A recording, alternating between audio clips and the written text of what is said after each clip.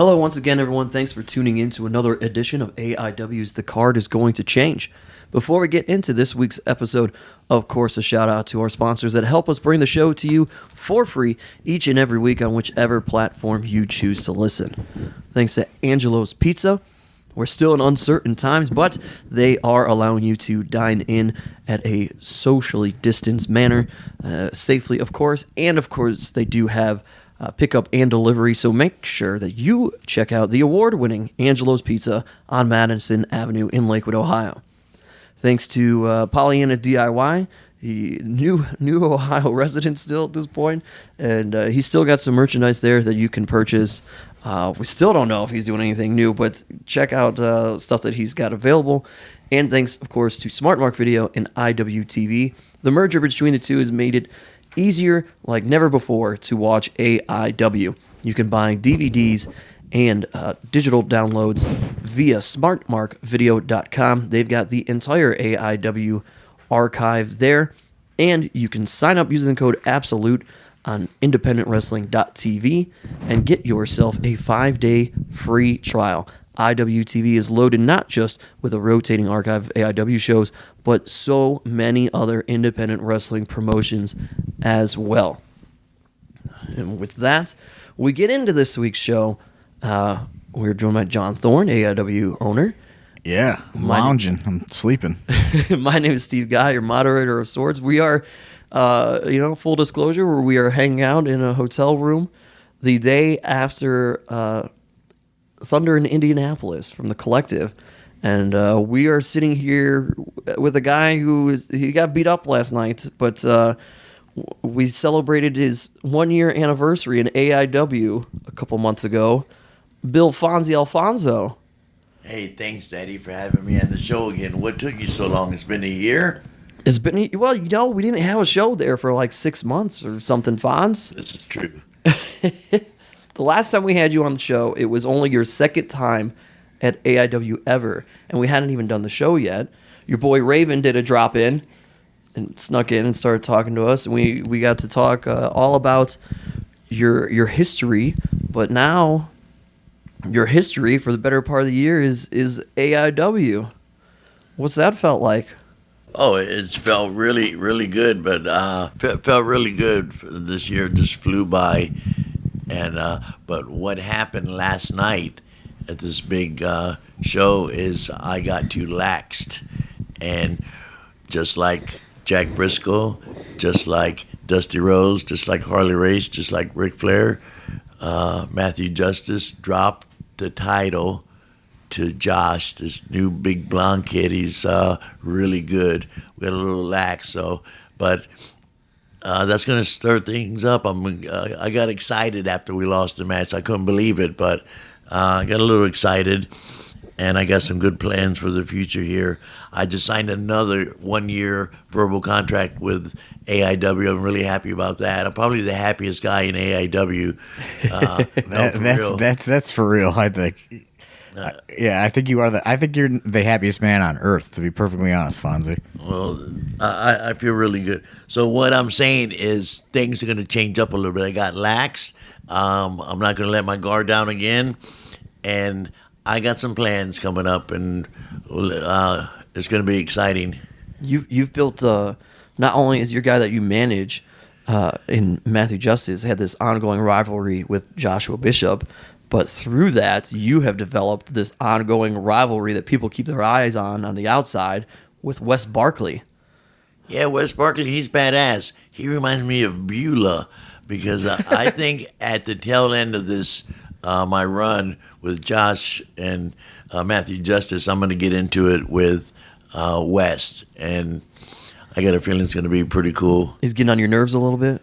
No, but hey, the people want to see us together. The people want to see us fight. The people want to see us do something. We've done so much here and there. I'll put his ass through a table, broke 3 ribs. He put me through a table. I think my nose is broke. So let's see what happens next. All right, that's fair enough. So, Fonzie, that's kind of, we could bounce all over on this, but You really took to the AIW culture pretty quickly and started fitting in. And what were your first experiences when you came in, and like your first impression and all that? My first impression was like a young ECW. I was pleasantly surprised to see how the company was ran, see how hard the guys work, see how AIW's a family, a team. Everybody's real cool. Everybody works hard, man. I was really impressed and happy that I signed with you guys. Yeah, because if you recall, I booked you with like just a couple days notice, and I think you thought that it was a rib or something, and you're like, I offered you the date. I think it was August 2nd, and that's the date. Yep, August 2nd. And you're like, that's next week, Daddy. And I was like, yeah. He's like, you're gonna fly me? And I was like, yeah. He's like, I think that you thought that it was a rib, like it wasn't gonna work. You were you were really hesitant, and I'm sure you've probably been burned like that before on stuff, which is rightfully so to be hesitant. But I always thought that was funny that you were just like, I don't know, that's next week. Well, how the indie scenes. I just recently started working the indies. I guess the last couple of years, I took some time off. But after working for the big major companies and then starting working for the indies, like I said, I was pleasantly surprised though when I got here. Yeah, one of your concerns, and I fit right in. Seems like I fit right in. You did. That was one of your big concerns. I remember talking to you back then, August 2nd in 2019, and you were really worried about when you come out. Is there going to be any sort of reaction? Will this audience care that you are there, and will they know you? And they did. They were pumped when you came out for that first time. I'm not a bad guy or a good guy. I'm kind of beloved by the people. I guess I got a history in the wrestling business, and some people say legendary. I say I'm a legend in my own mind, but no, for real, the people seem to like me, generally like having me, and I think I fit in as a good part of a package here. Yeah, absolutely. But I think, that first day, you were maybe a little self-conscious, like, I don't know, like, like, I'm not advertised, like, you were very, I don't know, like, second-guessing if people were going to know who you were. And I think once you came through that curtain and you got the reaction, I think you understood what we were trying to do. Yeah, that was all you guys. You knew what was going to happen. You knew the reaction, but I didn't. So here it goes again. I was pleasantly surprised by getting a pop, and I still get a good reception from the people. Did you get a little bit of like a rush of emotion? Like a shot of adrenaline when you came and you heard that reaction? I get that shot. I get nervous if I go through the curtain at Madison Square Gardens, or if I go through a curtain for AIW in Cleveland. It's always that same nervousness, then it went away and I felt comfortable. I fit right in. Yeah. And then the next time, you were part of, right off the rip, you're part of two of our wilder shows of the year, because you did Absolution and then you did Wrestle Rager, the outdoor show. And at the bar. Yeah, that back to back outside. Yeah. Tables and lions and chairs. Oh my, light bulbs. It was crazy. But again, I fit right in. I fit right in. Do you think, and this is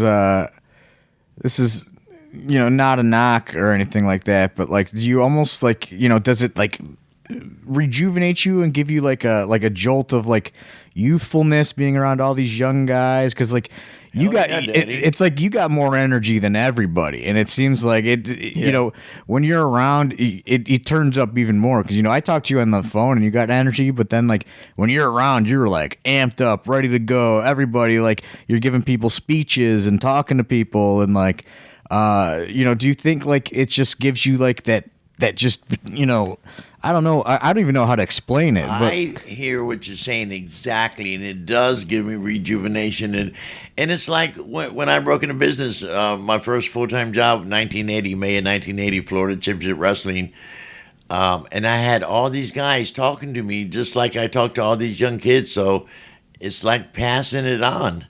And I've been through a lot. So, and these guys, it's not that I'm telling stories. I'm trying to give advice, and guys come up to me and ask me all kind of questions. Hey, watch my match. What do you think? Do you like the gimmick? Do you like the color? And I just go with it. Do you think that? And I love it, John Thorne. I love it. It's good. It keeps me relevant in the business and keeps me relevant. I love the business like all three of us in this room. I love the business like everybody listening to this podcast. They love the business just like us. Yeah, and do you think that is, like you said, when you were in 1980, all these guys were giving you advice and you were asking questions. And I feel, and this is why I really like bringing guys in that have been around. Like, I feel like it's a lost art that there's not a lot of guys that can give that sort of feedback. And then obviously you have to take that advice and mold it into the current landscape of the business. But do you think that that's somewhat of like a lost thing because there's just there's not a lot of guys unfortunately around from those eras and those territory days, and this is how it worked and this is what works? The last of that era, like the territories and the I did the first Monday Night Raw. That was freaking 20 something years ago. It was crazy. 30 years ago, I think, at this point. Almost 30. Yeah, was it in 93? Yeah, I think so. So close to 30 years. The last of me are like the J.J. Dillons and Barry Windhams, and before me was the Dusties, and that I came right in at the peak of Dusty's career and all that. So I've been through a bunch of generations of wrestling, man. It's crazy. And do you like giving the advice and kind of trying to pass that on, pass knowledge on? I like it. Keeps me relevant. Keeps my mind sharp. Keeps me up to date. Working around, and this isn't the only company I work for. There's a few companies around the country that I work for, and it's the same thing over there. You said it was a lost art, and it is. I bring it into the dressing room wherever I go because it's all young guys, and they really haven't. There's no place for them to work. There's no territory, so They can't get experience and work in an indie show once or twice a month. It's tough for those guys, so they love getting the advice and stories. And speaking of like you're being around a lot, and before the pandemic hit and everything, we had established what is known as like the Fonzie feel out, and that's when we bring a legend in. And then Fonzie knows every single legend at some personal level. And then, for example, when we had the $1 Million Man, Ted DiBiase in. Great to see Ted. And you were like, is he going to work? What's he going to do? And I said, no, he just wants to sign. Nothing physical. And you're like, let me go feel him out. And you're just like, and you can explain it, but you went over there and you started kind of finessing him up a little bit for us. Yeah, I try to get as much as we can. Hey, I'm a company guy. I'm a player. I'm part of this company, so I want to entertain the people. I want to get as much as look. We paid him big money to come in and sign autographs. I don't mind if he gets in the ring and takes a little bump or does a little something to entertain the people. That's what it's all about. But like that's what because when I talked to him, it was like I just signed. I don't do anything in the ring, and then Fonzie, you kind of went over there and you kind of like.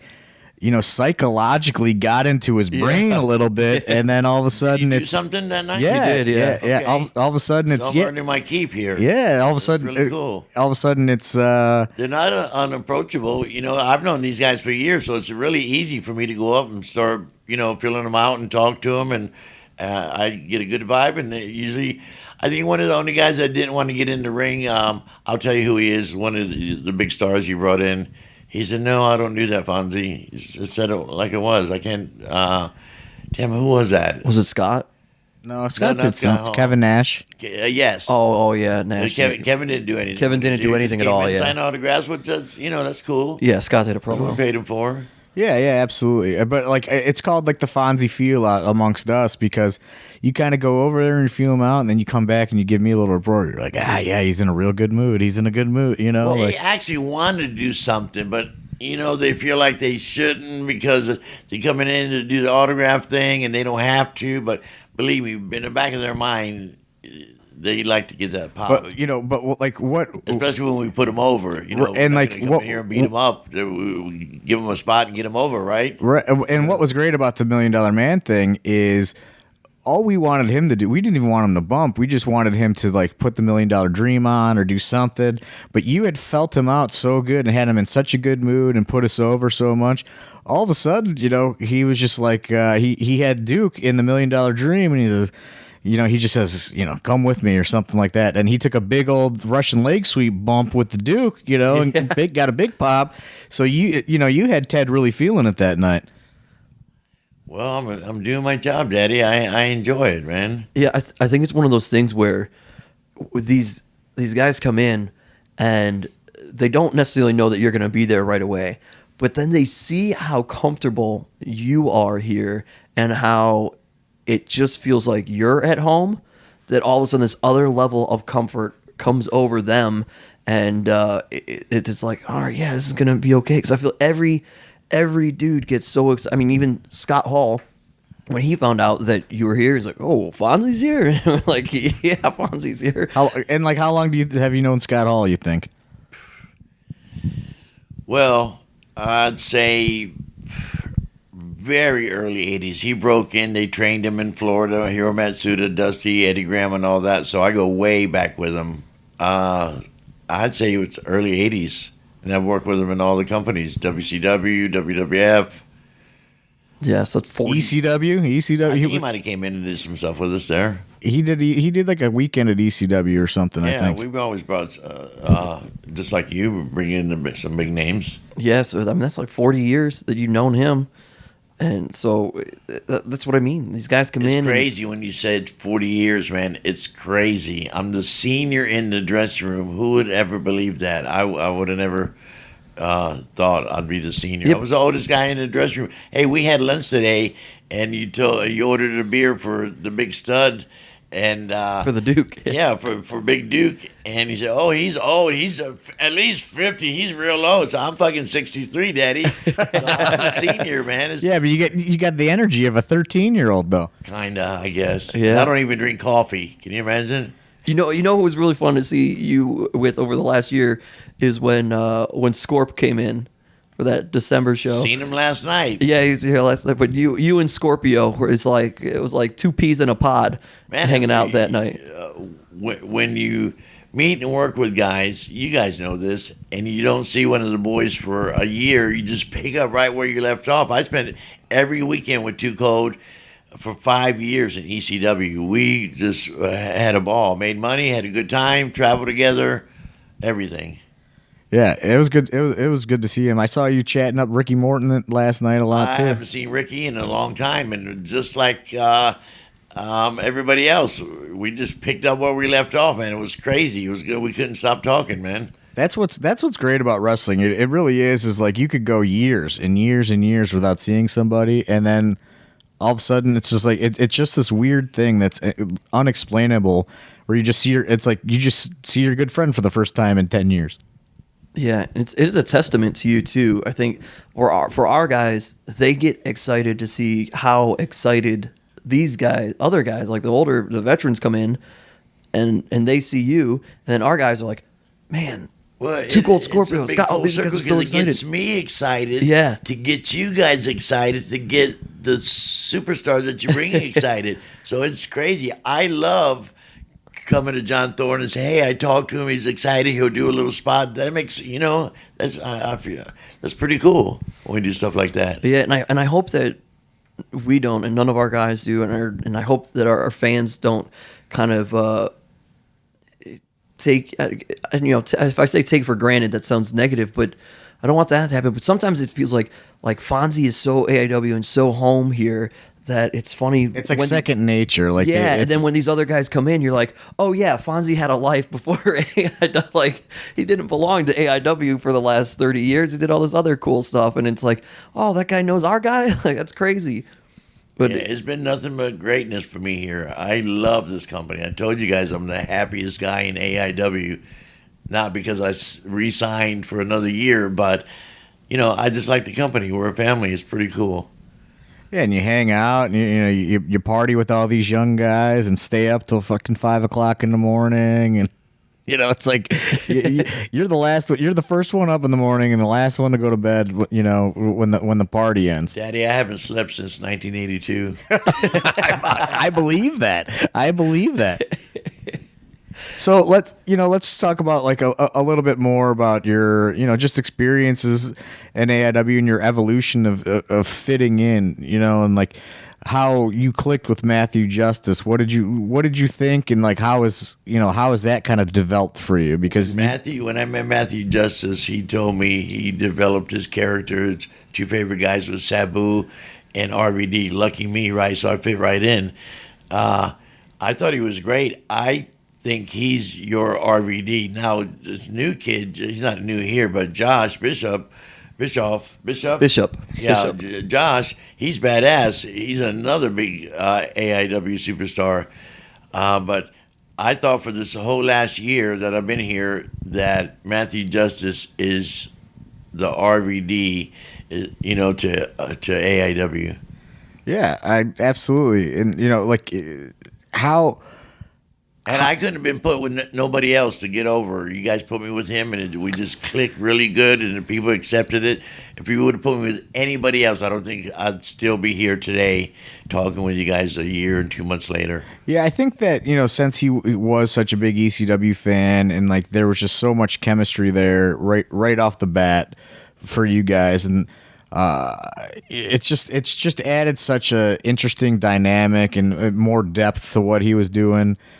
But, I just think that it just, honestly, you're right. It couldn't have worked out better. I agree. What do you think, Steve? I mean, yeah, I love it. I love it to this day. I get nervous sometimes because Matthew Justice takes such a beating. He's so hardcore, man. What the human body can take, I don't know. I just seen...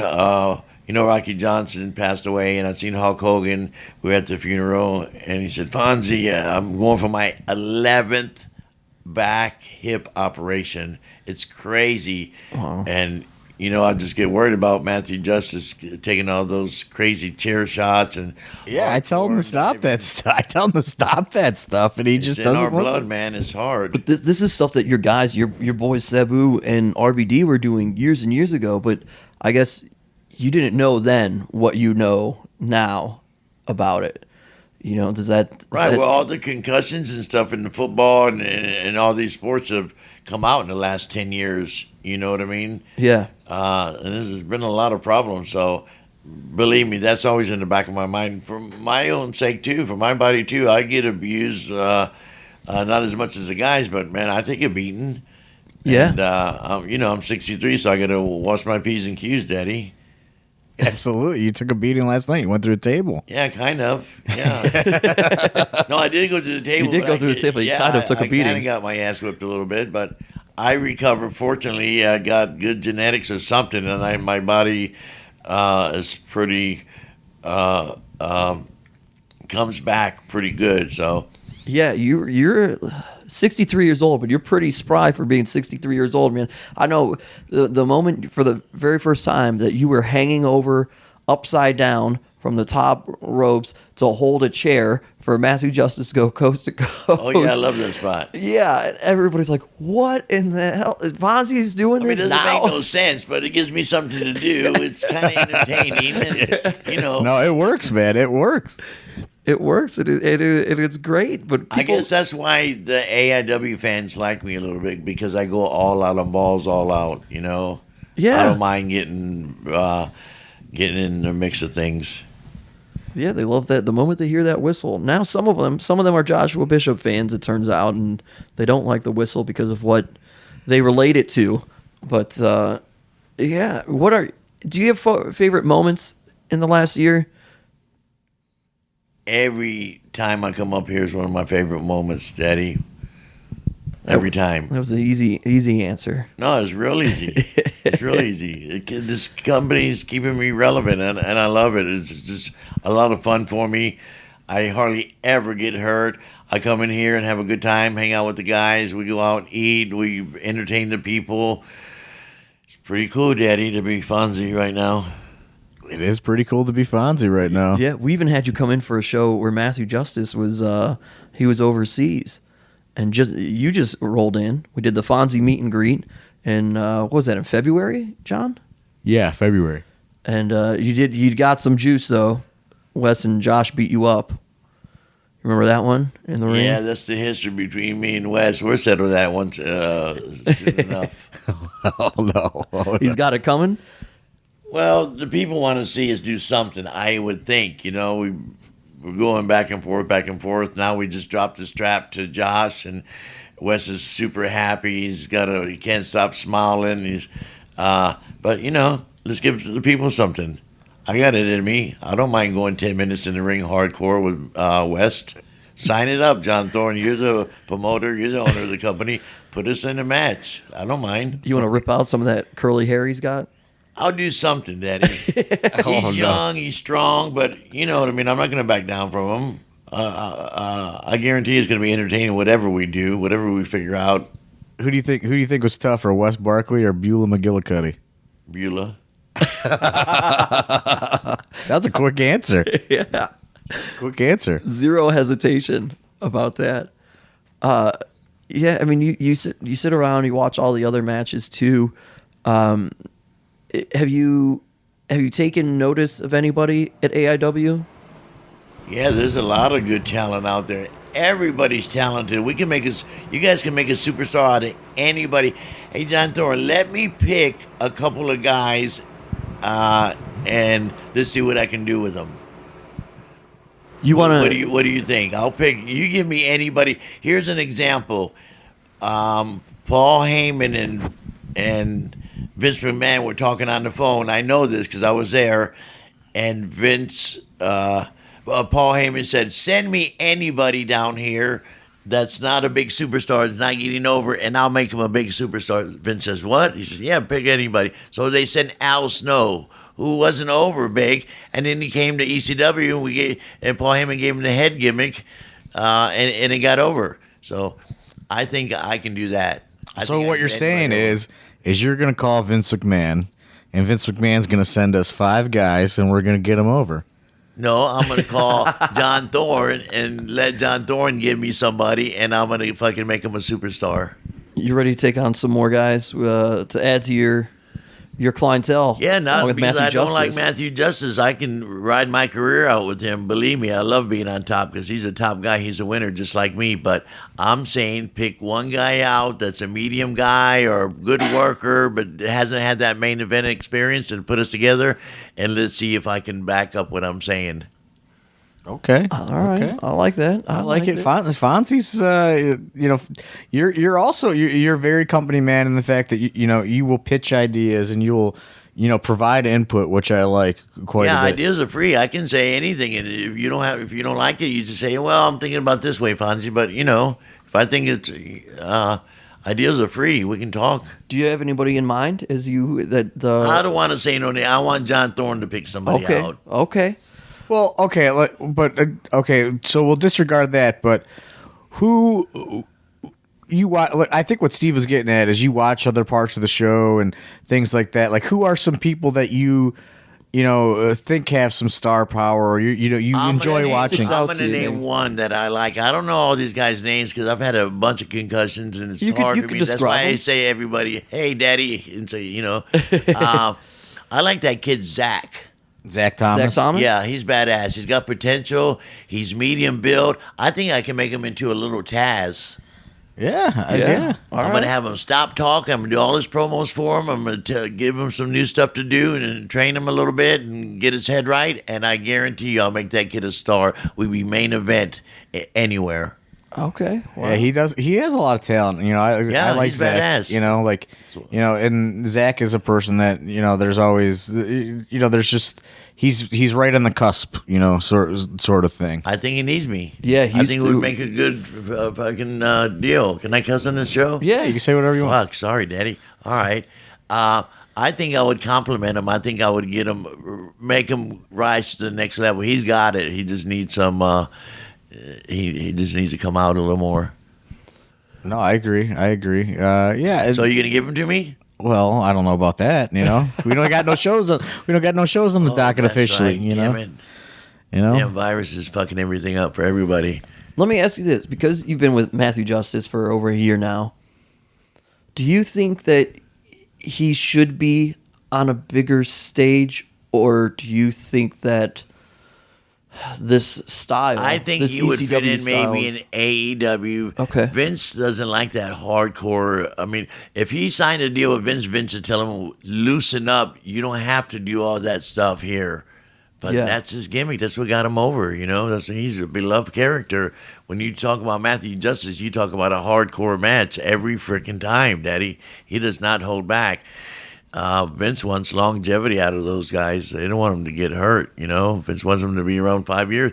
Vince says it takes 2 years to get somebody over on his network.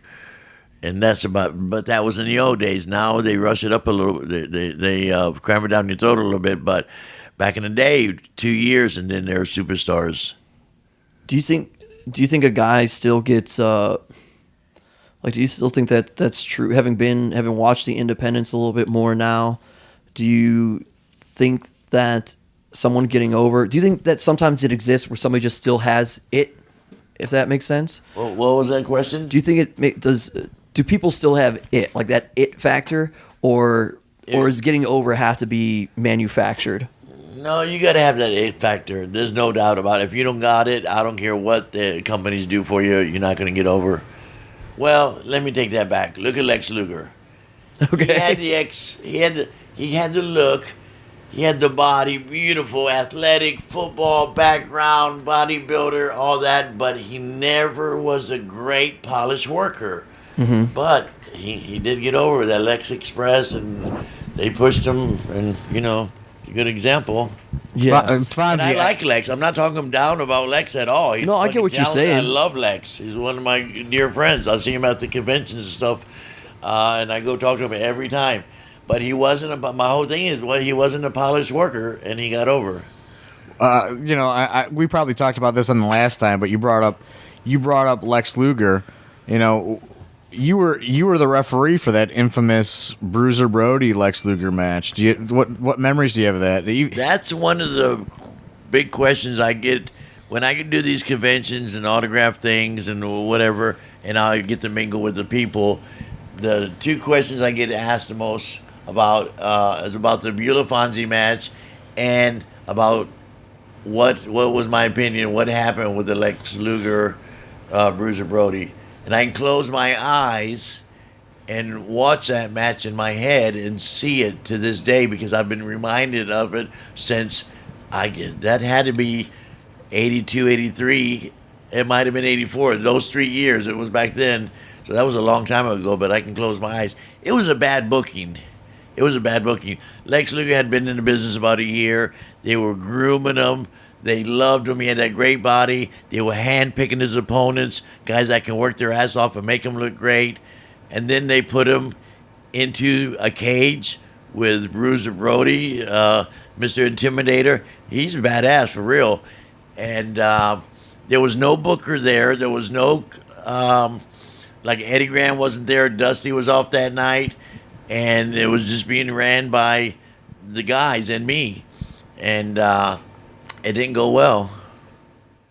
It was a bad booking. It did not go well. No. Did you work with Brody a lot, or just a couple times? No, I worked with him quite a bit. I met him in Texas when I was out there in '78. He was working for Fritz von Erich. That's where I broke into business. Spent my time on the road trying to break into business, and I got in 1980. And then worked with him periodically. I've been to Puerto Rico, worked for Carlos Colon, and Brody was big there. Obviously, he got killed there. That was a shame. Damn, that was bad. But yeah, I got a chance to work with him. He's such a. I mean that history. Prolific and figure? folklore. Would you say that? A prolific figure? Yeah. Okay, that's a good word. Do you think is there anybody Like will him? there? No. Yeah. Will there ever Those be? guys, no. What Now with the companies now, it's ran. When you go work for Vince and sign a contract, you better read between the lines, because you can't do this, you can't do that. You got to walk that line. Nope, it's Vince's way or the highway. Can somebody be a Bruiser Brody type? You think through like an AEW or like this Impact, Or just wrestling? working like independents? Or- Do you think that it's possible for somebody to develop that sort of aura again? I don't know if we could develop another guy like that. I can't think of another guy that we could possibly substitute and put in there as Bruiser Brody that's active now or been around him. Was he an intimidating guy to be around even when you were in the business? No, he was pretty cool. And to me, he was real cool. You remember, I was neutral. I was the referee, so... and in the office, and it took, you know how I take care of the guys when they come in, all your special guests and shit. I go put them over and stuff. What was the question, John Thorne? Was he intimidating at all to be around? I think it was intimidating in the ring to young guys, but to like Stan Hansen or guys like that he worked with in Japan and all that, no intimidation. But like if you put him in there with Matthew Justice or something, intimidating, yes. And nothing against Matthew Justice, he could hold his own, but like not like he wasn't like intimidating you in the back or not at all, not one bit. He was very cool. I was just interested. I couldn't remember if I asked you that question about the Luger thing last time we talked on this podcast, but yeah, that's bad booking, and Luger didn't know how to handle the experience. You gotta know how to handle yourself in any situation. I'm good at that, so I put myself in a situation, whatever pops up, I work around it, I work with it, do the best I can to have a good outcome for everybody involved. And Luger did not have that experience, and he freaked out, panicked, and like I said, it was the office's fault that happened. Bad booking. They shouldn't have booked that. Well, match. Speaking of booking, you were somewhat involved with Dusty, correct? And like you kind of worked in the office a little bit. I worked with Dusty hand in hand every night for years. I was assistant booker for Bob Roop in Florida. I was assistant booker to most of the guys that came in there. I've been through so many bookers in Florida. Michael Hayes, Dutch Mantell, Dusty, J.J. Dillon, Kevin Sullivan. Damn, I can keep naming them. I just can't come up with the names because I can't think of it right now. But they always come to me. They always come to me and say, "What do you think, Fonzie?" Let me ask you this: because of my experience, because I was there in Florida for so many years, and they're a brand new booker coming in. They said, "What do you think about this?" And, with your experience, I almost got in a fight with Dory Funk Jr. one night. I'll tell you about that in a second. Well, let's just tell us about it now. Tell us now. So Dory Funk was the booker, and he's a little slow. Slow pace. I'm hyper. So we're doing a spot show, which we only run once a year, maybe twice a year. I doubt twice a year. It was north of Jacksonville, Florida, and it was a spot show. It was at a high school gym. It was sold out, and Dory Funk couldn't come up with a finish for the main event.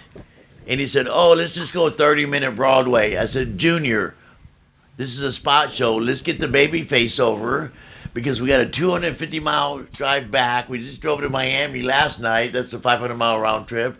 Why would you go 30-minute Broadway when we can just put the guy over?" And we went back and forth, and I got my way. Can you explain a little bit of that? Because that's like a very old school thing. What was your thought behind that? My thought behind that was, why make the guys bust their ass for 30 minutes when we can give them a 12, 15-minute match and be on the road and everybody's happy, and we're, because we got to show the next night. But was the psychology of booking those towns was you're going to go a 30-minute Broadway because then you're going to bring it back and pay it off?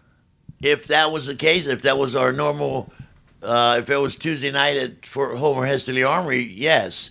But at a spot show, when you run once a year, you just give them a show and go home. Give them a good show, give them an A show, make everybody happy, and let's go. Baby faces close it out over and go home. Pretty much, it makes sense to me. But when you guys would be traveling these towns, you would the whole booking process would be different, right? Instead of that's what I'm saying is, when your towns that you're going to every week are different. These spot shows, we can put 5 matches, 1 tag match and 4 single matches, and go an hour and 50 minutes. Take a 15-minute intermission, and everybody be happy as hell. Because remember, we did this every night, 7 nights a week, 350, maybe 355 days a year. We were rarely off. Rarely. Yeah. There's no down season. Baseball has seasonal, football is seasonal, hockey seasonal, wrestling's 24/7 back in the day, 7 days a week. Yeah, I just find it interesting, kind of the when when we did the car trip last month or whatever. Yeah, that was pretty cool. We were together. That reminded me of the old days. Yeah, and we're cool. We were doing that 5.5 hour drive together, and you're breaking down all this different stuff. Like, well, this is how you would book it on the territory because you're coming back next Tuesday, so you're gonna do this, and then you do that. I believe the way you explain it is you did that a similar show in all the surrounding cities, and then you built to the big show, at the Armory or wherever. Is that kind of how it worked? You would do a similar series of the same kind of finish in Fort Lauderdale and Miami or Pretty wherever. damn similar because remember there's no cable TV or anything. There's no cable, no internet, no. You do something now. We did a match last night. Wes put me through a fucking table, and people are talking about. It's on the internet instantly. Instantly, they're talking about Matthew Justice losing the belt last night. I mean, tell a wrestler, telegraph. But and what you're saying is since you guys were doing these loops, you would do almost the same show every night in a different city, and then at the end of the month or every 6 weeks or whatever, you would try to pull people in from all those different areas to one big show? Yes, exactly. Like the Bayfront Center or Lakeland Civic Center. Once a month we would have a big show somewhere.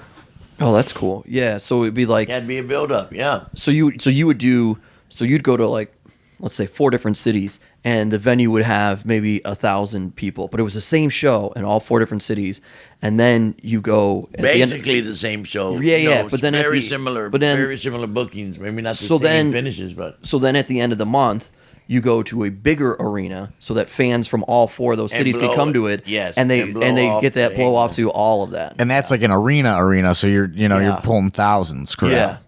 5,000, 6,000, 7,000 people. Yeah, that's a great. I mean, what a great concept. Really, it's. I mean, it's when tiring. you run a territory and you're working every night in the same, the state of Florida. Yeah. It gets pretty small. Yeah, absolutely. Let me. So kind of back to the Lex Luger thing, because you said there was bad booking. He was in there too quickly, and with your experience, and I ask this because AIW, we have a school where we work with guys and we try to create the AIW and future wrestling stars in general.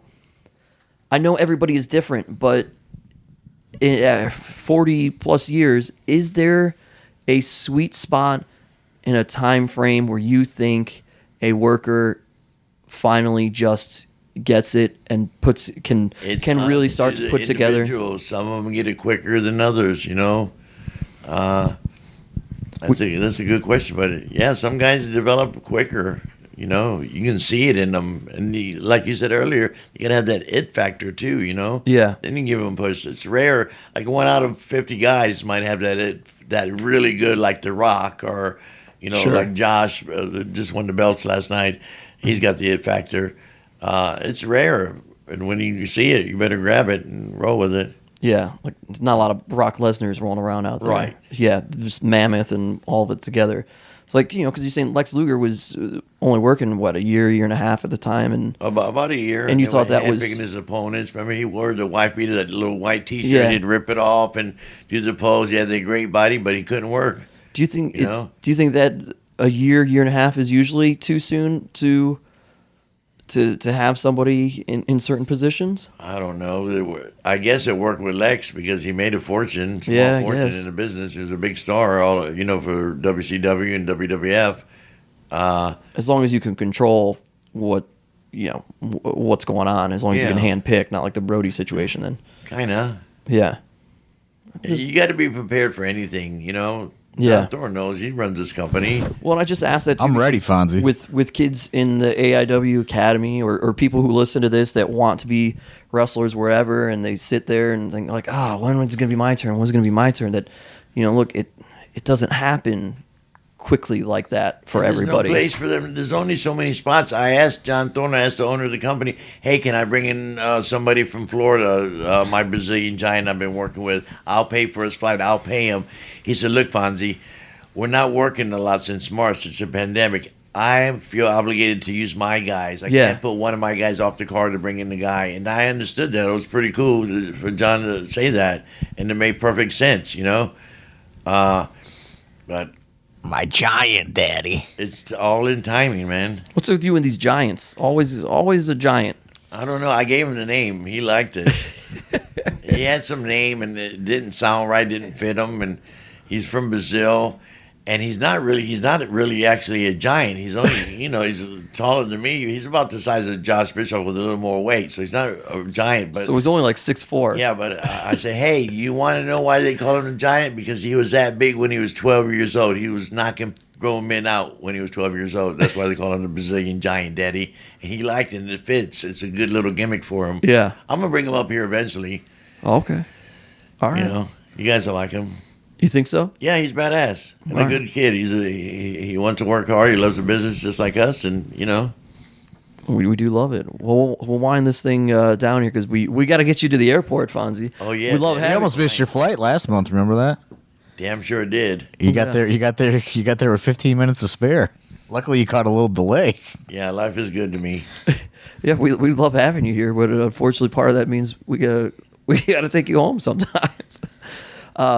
Thorne, any final thoughts, questions? Well, I could sit here and I'd want to ask him about 8,000 ECW I know. questions.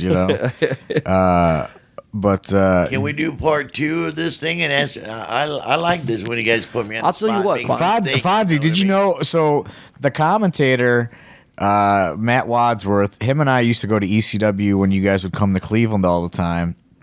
And I must have lost mine, but he was going through some boxes and stuff, and he found that I must have met you when I was like 14 years old, because he had a ECW ticket stub from when we went, and it was autographed by Fonzie. Isn't that Really? crazy? Yeah. That's pretty freaking cool, Daddy. That is Yeah. really cool. How about You know what happens a lot? I get people coming up to me. The one guy came up to me recently. He showed me a picture of me and this little kid about 6 years old, and it was him. Fuck, I couldn't believe it. You know what I mean? yeah? It's crazy. Here's what I think we'll do, Fonz. The next time we have you on, we will we'll reach out to our fans ahead of time. Oh, very cool. And we'll do like a Ask Fonzie I'm a very anything fan-friendly episode. Fonzie. I Yeah, love so talking to the fans. we'll have our I give away fans. more shit. When I go to the merchandise table, I must have gave away 20 pictures last night and sold 6, Yeah, but we'll have them through social media or email, whatever. We'll have them submit questions. Yeah, and very we'll ask cool. you the questions that they have, and we'll do that next time. Yeah. That'll be Maybe fun. we'll talk about, you guys brought it up, not me, about West. He's badass, and we're going to have something similar to the Beulah Fonzie match. Me and him, I feel it coming, Daddy. Something's going to pop, Yeah, but I got to do something in AIW to earn my keep. I just signed a 1-year contract, Daddy. you think that's going to be easier because he's not as tough as Beulah. That's right. All right, Fonz. Final thought. You want to say anything nice to the people? You've been here for over a year now. No, to the thanks fans. for all the good support. Thanks for making a beloved character out of me, and I appreciate you guys. And anytime you guys ever see me anywhere at the arena, backstage, wherever, come up and talk to me, Daddy. There you go. So for Bill Fonzie Alfonso, for AIW owner John Thorne, my name's Steve Guy. We'll talk to you next week right here on The Card is Going to Change.